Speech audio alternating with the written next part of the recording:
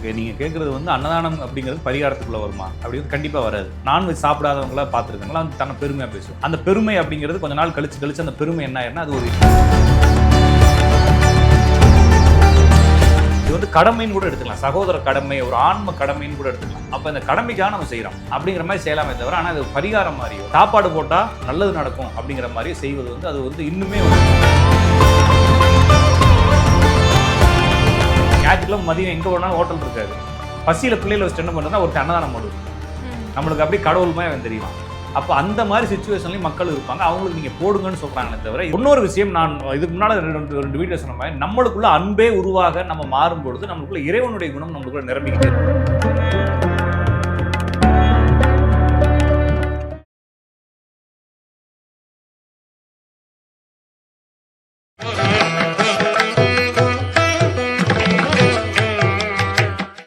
மஞ்சுளா ரமேஷ் 10 வருடங்களுக்கும் மேலாக பக்தி பூர்வமாக நடத்தும் சுந்தரகாண்ட பாராயணத்துடன் கூடிய இலங்கை ராமாயண யாத்ரா ஜனவரி 29 முதல் 8 நாட்கள் கதிர்காமம் 3 சக்தி பீடங்கள் உட்பட பல யுகம் கண்ட பழமையான கோவில் தரிசனங்களும் உண்டு.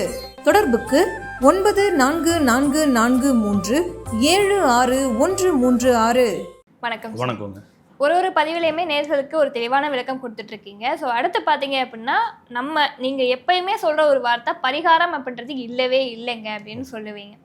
இருந்தாலும் பரிகாரம் அப்படின்றத தாண்டி அன்னதானம், தானத்தில் சிறந்த தானம் அன்னதானம்னு சொல்லுவாங்க. நான் பிறந்த தேதியில் ஏதோ ஒரு 4-5 பேருக்கு நான் தானம் கொடுக்குறேன் அப்படின்னா எனக்கு வந்து புண்ணியம் கிடைக்கும், பாவம் அழியும் அப்படின்ற மாதிரி சொல்கிறாங்க. அதுவும் பரிகாரத்தில் ஒன்றுதானே அப்படின்ற ஒரு சந்தேகம் வருது. உங்களுடைய விளக்கம் என்ன சார்? ஓகே, நீங்கள் கேட்குறது வந்து அன்னதானம் அப்படிங்கிறது பரிகாரத்துக்குள்ளே வருமா அப்படிங்கிறது கண்டிப்பாக வராது. ஏன்னா பரிகாரம் என்பது ஏதோ ஒரு தேவைக்காக செய்வது. அன்னதானம் அப்படிங்கிறது நம்ம தேவையில்லை, அடுத்தவனுடைய தேவைக்காக செய்வது. அவனுக்கு பசிக்குது நம்ம போடுறோம் இல்லைங்களா?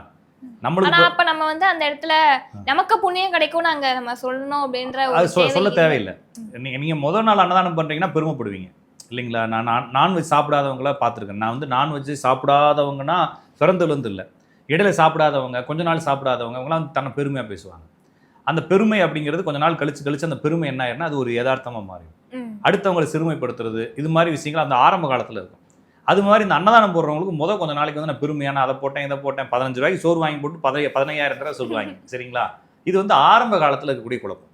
இதை நீங்கள் இயல்பாக மாற்றும் பொழுது, அடிக்கடி மாற்றும் பொழுது, யதார்த்தமாக மாற்றும் பொழுது இந்த உணர்வுகள் உங்களுக்குள்ள இருக்காது. நான் வந்து புண்ணியம் பண்ணிட்டேன், எனக்கு நல்லது வந்துருச்சு, நான் வந்து பாவத்தெல்லாம் கழிச்சிட்டேன், இந்த மாதிரி சிந்தனைகள் உங்களுக்கு இருக்காது. டெய்லி சாப்பாடு போடுறவங்களுக்கு என்ன வருங்க இருக்காது. அது வந்து இயல்பான ஒரு வாழ்க்கையாக இருக்கும். அப்போ யாராச்சும் ஒருத்தனுக்கு சோறு போட்டு தான் நான் சாப்பிடுவேன் அப்படின்னு சொல்லி எங்கள் ஊரில் நிறைய லேடிஸுக்கு இருக்காங்க சரிங்களா? ஏதாச்சும் ஒரு நாய்க்காச்சும் காக்காய்க்காச்சும் குருவிக்காச்சும் ஏதாச்சும் ஒன்று சாப்பிட்டா தான் நான் சாப்பிடுவேன் அப்படிங்கிறவங்க நிறைய பேர் இருக்காங்க. அவங்க வந்து அதை என்ன செய்வாங்கன்னா அதை புண்ணியமாக நினைக்க மாட்டாங்க. அது செய்யாட்டினா நம்மளுக்கு ஏதோ குறை வந்துருச்சுன்னு நினைப்பாங்க. அப்போ இதை புண்ணியம்ன்ற மாதிரியோ பரிகாரம்ன்ற மாதிரியோ அதை செஞ்சால் அது சரியாகும் அப்படிங்கிற மாதிரியோ நம்ம எடுத்துக்க தேவையில்லை. ஆனால் முன்னோர்கள் என்ன சொல்லிக்கிறாங்க, இப்போ வள்ளலார் என்ன சொல்லிக்கிறாருன்னா, ஜீவகாரணியுள்ள சம்சாரிகளுக்கு, பிறர் மீது இறக்கப்படக்கூடிய சம்சாரிகளுக்கு அவர்களோட நிலத்தில் பிரயாசை இல்லாமல் பயிர்கள் முளைக்கும் போடுறாரு. அப்போ அவங்க லேண்டில் வந்து நீங்கள் பயிர் கூட போட தேவையில்லை, அதுக்கு வந்து உரம் கூட போட தேவையில்லை, நீங்கள் எதுவுமே செய்யறதுனா கூட உங்களுடைய இடத்துல பயிராக முளைக்கும். உங்கள் குடும்பத்தில் எல்லா சகல சௌபாக்கியங்களும் வந்து நிறையும். அடுத்தவனுக்காக இறக்கப்படுறவங்களுக்கு ஜீவகாரண்யம் உள்ள சம்சாரிகளுக்குன்னு எழுதுறாரு. அப்போ அவர் எதுக்கு எழுதுறாரு அப்படின்னா, அவர் வந்து மக்களுக்கு புரிய வைக்க முடியாது. அவங்களுக்கு நல்ல விஷயம் தானே சொல்றாரு. அதனால ஒரு நல்ல விஷயத்த ஒரு சுகர் கோட்டடு வேர்டு மாதிரி சொல்லியிருக்கிறாரே தவிர, அப்போ அவருக்கும் தெரியும் அது எப்படி சாப்பாடு போட்டால் நம்மளுக்கு எப்படி விதை இல்லாமல் முளைக்கும் அப்படின்னா ஒரு ஊமான வார்த்தைகளில் வந்து ஒரு சூப்பர்லேட்டிவாக சொல்றது. அவர் புலவர் அவர். அதனால அவர் சொல்லிக்கிறாருன்ற மாதிரி எடுத்துக்கலாமே தவிர, நீங்க என்ன செஞ்சாலும் உங்களுக்கு விதி மாறுது.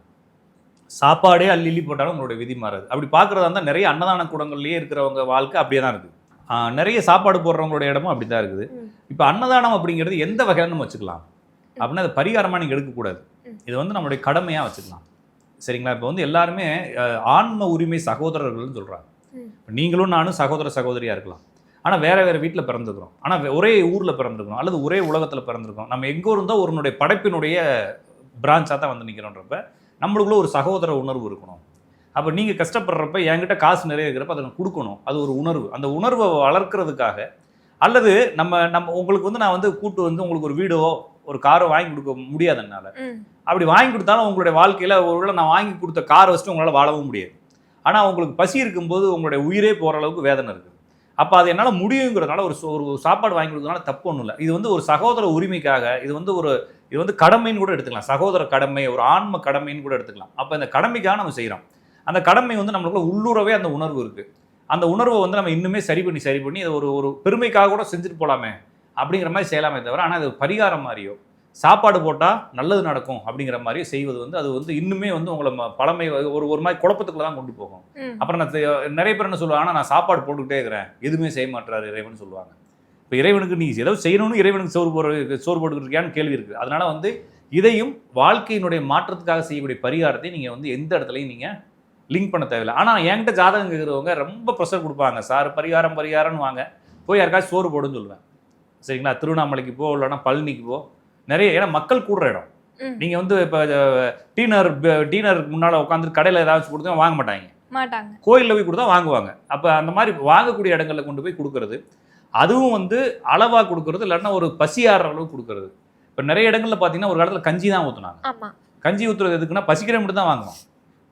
நான் போட்டிருக்கேன், நான் தயிர் சோறு போடுவேன், இல்லைன்னா ஏதாச்சும் ஒரு போடுவேன். பக்கத்தில் ஒருத்தன் வந்து பிரியாணி கொண்டு வந்து நிப்பாட்டுவான் வண்டியில், எல்லா பேரும் கீழே போட்டு அதை போய் வாங்குவாங்க. அப்போ அவனுக்கு பசியில் என்னன்னு அர்த்தம்? அப்போ பசிப்பவனுக்கு எப்படியாச்சும் கொண்டு போய் சேர்க்கணும் சாப்பாடு. இது வந்து நம்மளுடைய கடமையாக இருக்கிறது.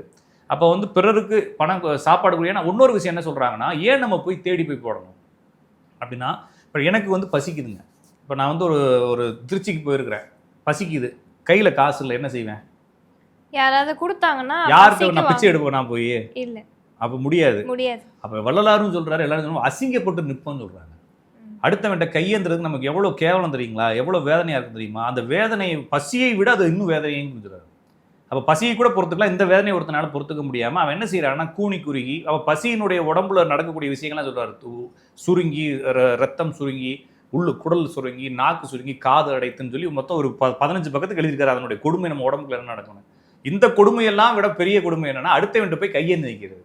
அப்போ இப்படி ஒரு கையேந்து நிற்கக்கூடிய சூழலில் வரும்போது ஒருத்தன் பசியினுடைய கொடுமையை, இந்த கொடுமையை விட பசியினுடைய கொடுமையை சாதாரணம்னு சொல்லி விட்டுருவான். அவன் சாப்பிடாம கூட அவனுடைய உடம்புக்கு எடுத்துக்குவான். அதனால அவனுக்கு அந்த சிந்தனையை ஏற்படுத்தாமல் அவனுக்கு சாப்பாடு கூட்டு போட்டுரு.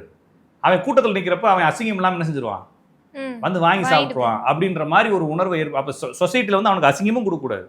எத்தனையோ பேர் இப்போ நீங்கள் என்ன நினைக்கிறீங்கன்னா, ஒரு இடத்துல போயிட்டு காசு இருக்கிறேன்னு சாப்பிட்லாம் நம்ம நினைப்போம். இப்போ எத்தனையோ நாள் நான் வந்து நிறைய இடங்களுக்கு போயிருக்கிறேன், காசு இருக்கும், ஆனால் நம்மளுக்கு சாப்பாடுறதுக்கு ஹோட்டல் இருக்காது, பசி இருக்கும். நான் குடும்பத்தோடு போயிருக்கிறேன், குடும்பத்தோடு போய் நிற்கிறேன், கார் வச்சுருப்போம், எல்லாமே வச்சுருப்போம். இங்கேருந்து ஹோட்டல் லீவாக இருக்கும், ஞாயிற்றுக்கிழமை மதியம் எங்கே போனாலும் ஹோட்டல் இருக்காது.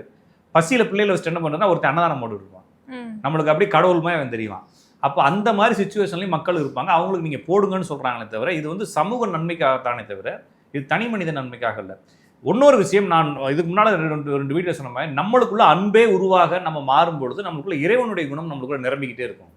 அப்போ நம்மளுடைய ஆன்ம சுத்தத்துக்காகவும் நம்மளுடைய அடுத்தடுத்த தேடுதலுக்காகவும் நம்மளுடைய பிறவி கடனுக்காகவும் இந்த அன்பை வளர்ப்பது. அப்போ அன்பை எப்படி வளர்க்க முடியும் அப்படின்னா, பசி எதற்கு இருக்குது அப்படின்னு சொல்லி கேட்குறாரு. இப்போ நம்மளுக்கு மரம் இருக்கு இல்லைங்களா, மரத்துக்கு யார் தண்ணி ஊத்துறது? மரத்துக்கு நம்ம ஊத்துவோம், அப்படி இல்லைனாக்கா மழை. நம்ம உலகத்திலேயே நம்ம ஊத்துற செடி விவசாயம் அப்படிங்கிறது வந்து 2% தான். 98% தாவரங்கள் அதான் தான் முளைக்குது. அது யாரையும் நம்பி இல்லை. அதே மாதிரி நம்மளை படைச்சிருக்கலாம்ல இறைவன், இல்லைங்களா?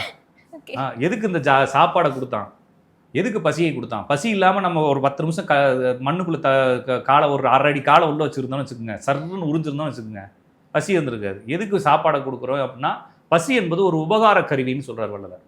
பசி என்ற ஒரு உபகார கருவி இல்லாட்டினா ஒருத்தனுக்கு ஒருத்தன் உதவ வேண்டிய அவசியம் இந்த உலகத்தில் இருக்காது. அன்பு மலராது. அன்பு மலராத போது இறைவனுடைய அருளும் இங்கு பாவிக்காது. அப்போ இறைவனுடைய அருளை பாவிப்பதற்காகவே பசி என்ற உபகார கருவி இறைவனால் படைக்கப்பட்டுள்ளது. ஒருத்தரை ஒருத்தர் சார்ந்து வாழ வேண்டிய அவசியம் இருப்பதாலே இங்கு அன்பு பரிமாறப்படுகிறது. எனவே அன்பை பரிமாறுவதற்கு தான் அந்த உபகார கருவி. இந்த கருவியை பயன்படுத்தி கொண்டு நாம் அன்பை பரிமாறி பழகிக்கொள்ள வேண்டும் சொல்றாரு. அப்போ அன்பை அதிகப்படியாக நம்மளுக்குள்ள உற்பத்தி செய்வதற்கு அடுத்தவனுக்காக இறக்கப்படணும். அடுத்தவனுக்காக நம்ம எந்த விஷயத்துக்கும் இறக்கப்படவே மாட்டோம். நம்மளுடைய குரூர புத்திக்கு சரி சாப்பாட்டு அளவுலையாச்சும் நம்ம என்ன செய்வோம், இறக்கப்படுவோன்றதுனால அதை ஒரு தானமாக மாற்றி இருக்கலே உயர்ந்த தானம் அன்னதானம் சொல்லி போட்டு அதுலேயும் ஒன்று வச்சுருக்காங்க. போதுன்ற அளவுக்கு போட்டால் போதும்னா யாரும் அதுக்கு மேலே கேட்க மாட்டாங்கன்ற மாதிரி. சரி அதுவும் கரெக்டு தானே. அந்த மாதிரி என்னன்னா அதுக்கு ஒரு நல்ல ஒரு பணம் காசுன்னா கூட நம்ம வாங்கிட்டே இருப்போம். அன்னதானம் போட்டோம்னாக்கா அது சாப்பிடுற அளவுக்கு பசி இந்த அளவுக்கு போதுன்ற ஒரு வார்த்தை வந்து அன்னதானத்துல அவங்க அப்படி நம்ம சொல்றோம். நான் போட்டிருக்கேன் வாளிகளெல்லாம் வாங்கிட்டு போவாங்கன்னு வச்சுக்கோங்க, சரிங்களா? எதா இருந்தாலும் நம்ம ஆளுகளுக்கு பேராசை இருக்கும். முந்தானையிலலாம் சாப்பாடு வாங்குற ஆளுகள்லாம் இருக்கிறாங்க. ஓகே. ஓகேங்களா? ஏன்னா நம்ம ரெகுலராக அன்னதானம் பண்ணுறதுக்கு தெரியும். அது வந்து நம்ம அப்படி சொல்ல தேவையில்லை. இருந்தாலும் இது வந்து ஒரு அன்பு தான். அப்போ ஒருத்தவங்களுடைய நோய்க்கு நம்மளால உதவி செய்ய முடியாது, ஒருத்தவங்களுடைய தேவைக்கு நம்மளால உதவி செய்ய முடியாது, ஆனால் ஒருத்தவங்களுடைய பசிக்கு நம்மளால உதவி செய்ய முடியுன்றதுனால இது ஒரு தானத்தில் உயர்ந்த தானமாக வச்சிருக்கிறாங்க. நான் மறுபடியும் சொல்வது, இதை போட்டுட்டு நான் வந்து ஏதாச்சும் நல்லது நடக்கும்னு எதிர்பார்த்தீங்கன்னா கண்டிப்பாக உங்களுக்கு ஒன்றுமே நடக்காது. ஆனால் அன்பு வளரும், உங்களுக்குள்ள ஆன்ம நேயம் வளரும், உங்களுக்குள்ள அந்த அந்த இரக்கம் வளரும், உங்களுக்குள்ள ஒரு பிரைட்னஸ் வளரும், ஒரு ஹாப்பினஸ் இருக்கும், எல்லா பேத்துக்கு மேலே சகோதர உணர்வு வரும். அப்படின்ற மாதிரி இருக்குமே தவிர நம்ம வந்து நிறைய பேரை பார்க்கும்பொழுது நம்மளுக்கு கீழே நிறைய பேர் இருக்காங்கன்ற அந்த ஃபீல் வரும். நம்ம வந்து எதுலையும் குறை இல்லை, நம்ம நாலு பேர் சோறு போகிற அளவுக்கு நம்மளை இறைவன் வச்சிருக்காருன்ற அந்த உணர்வு வரும். இன்னொரு விஷயம், எத்தனையோ பேரை பார்க்குறப்ப இவ்வளோ கஷ்டம் வாழ்க்கையில் இருக்குது, நம்மளுக்குலாம் ஒரு கஷ்டமே வரல அப்படின்ற ஒரு ஃபீல் வரப்போ நம்ம சமூகம் இப்படி தான் வாழ்ந்துக்கிட்டு இருக்கிறத புரிஞ்சுக்கிட்டு நம்மளை நம்ம குறைபட்டுக்க மாட்டோம். இப்போ பிரச்சனை என்னன்னா, நீங்கள் ஜோசிக்காரனை கொண்டு போய் கொடுத்தா என்ன செய்யறேன்னா, ஜாதத்தை பார்த்தோன்னா உங்களுக்கு நீங்கள் குறையா இருக்கீங்கன்னு சொல்கிறான். இது வரைக்கும் நான் வீட்டில் நிம்மதியாக தான் இருந்திருப்பேன், சரிங்களா? கொண்டு போய் கொடுத்தனே உங்களுக்கு இந்த தோஷம் இருக்குன்னு சொல்லுவான். இது வரைக்கும் நம்மளுக்கு அது மைண்ட்லேயே இருந்திருக்காது. இவன் சொன்னதுக்கப்புறம் டப்புன்னு மைண்டில் வந்து நம்ம குறையான ஆளாயிடும் இல்லைங்களா? அப்போ நான் வந்து பக்கத்து வீட்டுக்காரனோட கம்பேர் பண்ணாமல், உயரமானவனோட கம்பேர் பண்ணாமல் இருந்தால் நான் தோஷம் இல்லாத ஆள் தான். அப்போ கீழே இருக்கவனோட கம்பேர் பண்ணும்பொழுது நான் தோஷம் இல்லாத ஆள். இவங்க கொண்டு போகிறப்ப என்ன அம்பானியோட கம்பேர் பண்ண வைக்கிறாங்க. அப்போ நான் வந்து மாட்டிக்கிறேன். அப்போ சமூகத்தோட இறங்கும் பொழுது நம்மளை விட எவ்வளவோ பேர் கஷ்டப்படுறாங்க. அப்போ ஒருத்தவங்க சொல்லுவாங்க, செருப்பு இல்லாதவன் ஒரு கால் இல்லாதவன் பார்க்குறப்ப நமக்கு கால் இருக்குன்னு சந்தோஷப்படணும்னு சொல்கிற மாதிரி நம்ம அப்படி ஆள்லாம் பார்ப்போம். நம்ம அன்னதானம் பண்ணுறப்ப எத்தனையோ குடும்பங்களுக்கு சாப்பாடு இல்லாமல் அந்த சாப்பாடை போட்ட உடனே நம்மள்ட்ட ஒரு அவங்க அந்த அந்த கண்ணிலேருந்து ஒரு அந்த ஏக்கம், அந்த அந்த பரிதவிப்புலேருந்து நம்மளுக்கு ஒரு வணக்கம் வைப்பாங்க. நான் வந்து ஒரு தடவை அன்னதானம் போடுறதுக்கு கூட்டம் அதிகமாக வரும்னு சொல்லிட்டு நான் வந்து நின்று ஒரு ஆளாக விட்டேன். அவருக்கு ஒரு 75 வயசு இருக்கும். அவர் பட்டுன்னு வந்து என் காலில் விழுந்துட்டார். கேட்டால் அவருக்கு அவ்வளோ பசி, ஒருத்தன் காலில் விழுகிற அளவுக்கு பசி இருக்கு இல்லைங்களா? அந்த சாப்பாடை போட்டதுக்காக காலில் விழுகிறாரு. நீ நல்லா இருக்கணும், எங்கெங்கேயோ போனேன் சாப்பாடுக்காக அப்படின்னு சொல்லி யாரோ ஒருத்தன் சாப்பாடு போடுறான், நான் வந்து சும்மா கூட்டமாக இருக்குன்னு சொல்லி இது பண்ணி விடுறேன். அந்த அந்த உணர்வு இருக்கு இல்லைங்களா? அந்த அந்த பசிக்காக தான் வந்து எல்லாத்தையும் விட்டுட்டு ஏங்குவாங்க. அப்போ நாளைக்கு காலையில் நம்மளுக்கு கார் வருமா நீங்கள் என்னைக்காச்சும் ஏங்கிருக்கீங்கன்னா ஏங்கினதில்லை. நாளைக்கு காலைல வீடு கிடைக்குமா, பணம் வருமானு ஏங்கல. நாளைக்கு காலைல பசிக்கும்னு ஏங்கிருக்கிறாங்க. நிறைய ஏழைகள் ஏங்குறாங்கன்னு சொல்கிறாங்க இல்லைங்களா? இன்னைக்கு நைட்டு வந்து சாப்பிட்டோம், நாளைக்கு காலையில் சாப்பாட்டுக்கு காசு எங்கே போவோம்? இந்த நிலைமை இன்னும் இருக்குது உலகமே. உலகத்தில் பாதி பேர் இருக்காங்க. நாளைக்கு காலைல சாப்பாட்டுக்கு காசு எப்படி? மதியம் உழைக்கு காசு இல்லாமல், அரிசிக்கு காசு இல்லாமல் கடையில் கடை வைக்கிறவங்க இருக்கிறாங்க. அப்போ அவங்களுக்குலாம் வந்து நம்ம அன்னதானம் போடும்போது என்ன ஆகுது? சரி, அவங்களுடைய வாழ்க்கை தள்ளி கொண்டு போகிறதுக்கு பயனுள்ளதாக இருக்குது. அதனால் வந்து அன்னதானத்தை வந்து நீங்கள் வந்து தானமாக எடுத்துக்கலாம், அதை பரிகாரம் எடுத்துக்கக்கூடாது, கடமையாக எடுத்துக்கலாம். எல்லாரும் சகோதரர்கள் தான். நம்ம வந்து அடுத்தவங்களுக்கு சொத்து எழுதி வைக்க போகிறதில்ல, அட்லீஸ்ட் சாப்பாடு போட போகிறோம். அதுலேயும் வந்து நம்ம நல்ல சாப்பாடு கூட போட தேவைங்க. பசியாத்திரக்கு ஒரு கஞ்சி கிடச்சா கூட போதும், ஒரு பிஸ்கட் பாக்கெட் போடுறோம். இதில் நீங்கள் என்ன செய்கிறீங்கன்னா, ஒருத்தருக்கு பிரியாணி வாங்கி அன்னதானம் போடக்கூடாது, சரிங்களா? ஏன்னா அது ஒரு உயிர். நம்ம வந்து ஒரு உயிர் இறக்கத்தினால தான் அன்னதானம் பண்ணுறோம். ஒரு உயிரை கொன்று இன்னொரு உயிருக்கு போய் சாப்பாடு போட வேண்டிய அவசியம் இல்லை. அப்போ தாவர உணவுல உயிர் இல்லையா அப்படின்னா அதெல்லாம் நம்ம தனியாக பேசுவோம். அது நீங்கள் வந்து ஃபர்ஸ்ட் அதெல்லாம் நிறுத்துங்க, அப்புறமா பேசுவோம். நம்ம வந்து ஐயப்பன் கோயிலுக்கு மாலை போடுறப்ப நம்ம என்ன செய்கிறோம்? இந்த லாஜிக் பேசுறது இல்லை. தாவரத்தில் உயிர் இல்லையா அப்படின்னு சொல்லி பேச நம்ம என்ன செய்யறோம்னா அதில் நிப்பாட்டிட்டு இருக்கிற மாதிரி நீங்கள் என்ன செய்யணும், ஒரு விரதத்துக்கு வாங்க. வாழ்க்கையே ஒரு விரதம் தான். அப்போ வந்து இதை வந்து நான் வந்து உயர்வாக பேசலை, நான் வெஜிடேரியன் உயர்வு நான்வெஜ் உயர்வு இல்லைன்னு பேசலை. அங்கே பாவம் ஒரு உயிரை சாவடிக்கிறோம், இன்னொரு உயிரை காப்பாற்றுக்காக தான் சோறே போடுறோம். அப்போ அதை இன்னொரு உயிரை காலி பண்ணிட்டு போடாதீங்க, மினிமம் அது செய்யுங்க. இது வந்து தானம் பண்ணுறது வந்து நம்மளுடைய கடமை. நம்மளுக்கு அதை செய்ய செய்ய உங்களுக்குள்ள ஒரு பிரைட் வரும், ஒரு ஹாப்பினஸ் வரும், லைஃபே வந்து ஹாப்பியாக இருக்கும். அந்த ஹாப்பினஸுக்காக அதை செய்யலாமே தவிர இது எதையுமே மாற்றாது. நிச்சயமா சார். அன்னதானம் வந்து எதற்காக போடுறோம், அன்னதானம் போட்டால் அது பரிகாரத்தோட இணையுமா அப்படின்ற கேள்விக்கு ஒரு தெளிவான விளக்கம் கொடுத்தீங்க. அடுத்தடுத்த பதிவுகளில் ஒரு விஷயத்தையும் தெளிவாக பார்ப்போம்னு சொல்லியிருக்கீங்க. ரொம்ப நன்றி. நன்றி, வணக்கம்.